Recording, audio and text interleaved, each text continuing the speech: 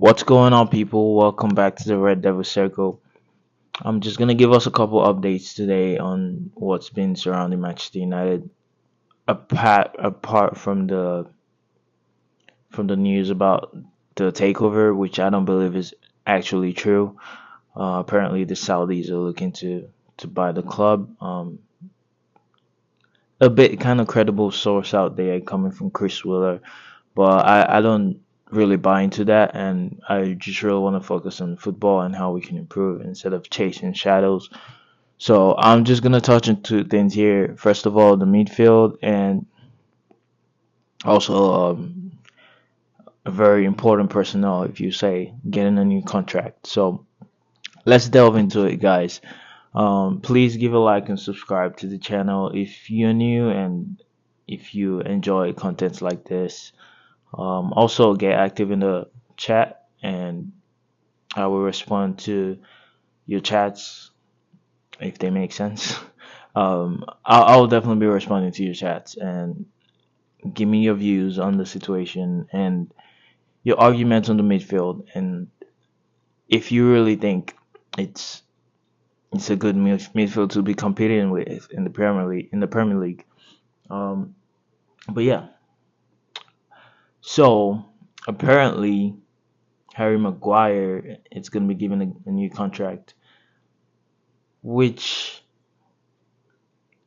doesn't fill me with a lot of hope about what we're doing as a football club. Because why is Harry Maguire getting a new contract? To be a cheerleader in the dressing room, or to come in the last 5 minutes of the game, just because of his aerial ability? There's not a lot of reasons to give Harry Maguire a contract, and I don't see why we're doing that, because that's taking up space for a different contract for someone who could add more to the team, and who could possibly be part of the first team or come from the bench and offer something to offer something in the team. But we're out here giving Harry Maguire a new contract.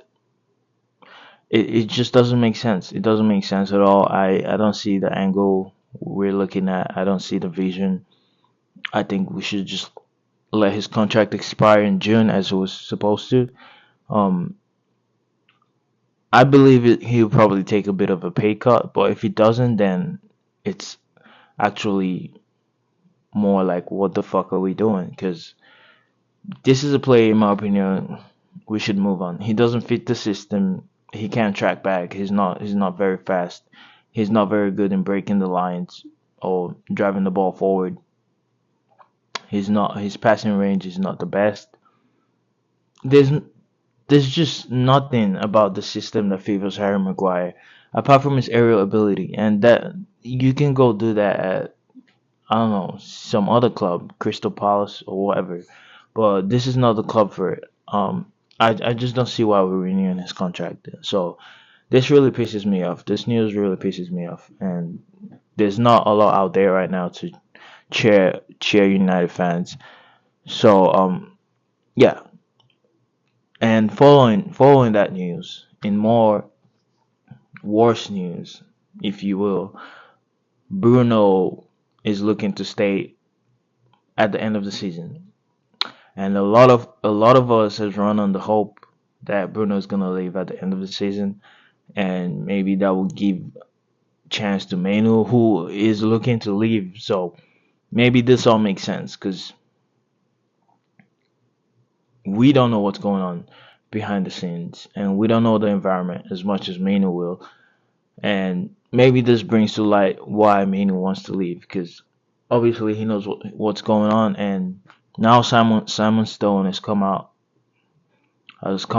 telling us that Bruno would like to stay at the end of the season and build his future with Manchester United. So he's not going to Saudi like everyone had anticipated. So where's the future for Manu? Um, I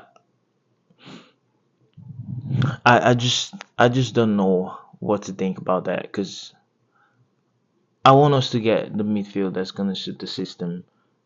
Be that Manu or not. I would love to have Manu because incredible talent.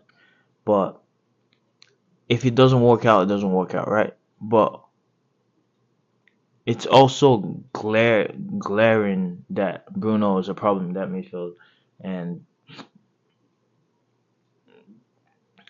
that midfield pairing just doesn't work. And it's very hard to see any other person getting paired with Bruno having a good midfield performance. So it's just Bruno doesn't work in that midfield. You know what I mean?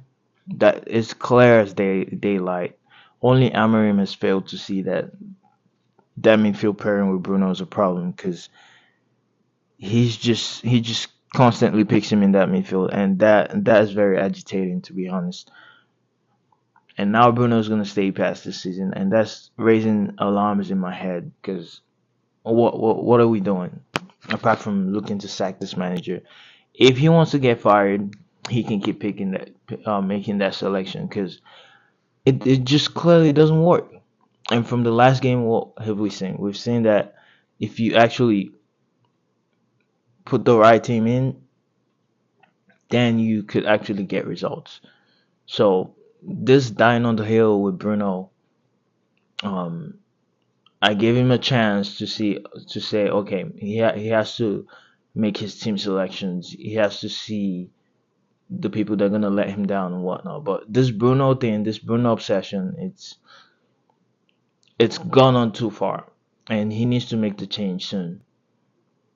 And if he doesn't, it's gonna get him fired because a lot of games this season you've seen Bruno lose his mind or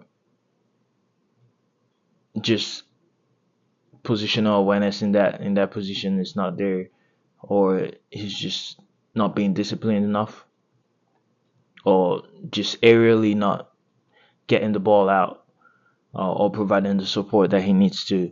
So he just doesn't suit the eight. He doesn't suit the eight, and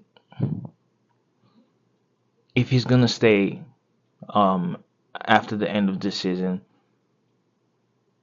that just doesn't give me any hope about Amorim's future.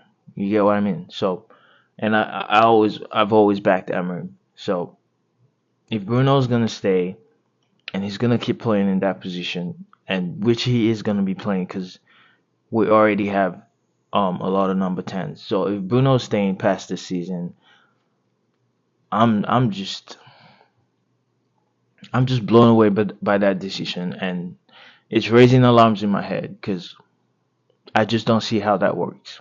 I don't see how that works, and hopefully maybe later in the season, he, Amarin proves me wrong about that. Bruno proves me wrong, but this could be the end of the manager. Period.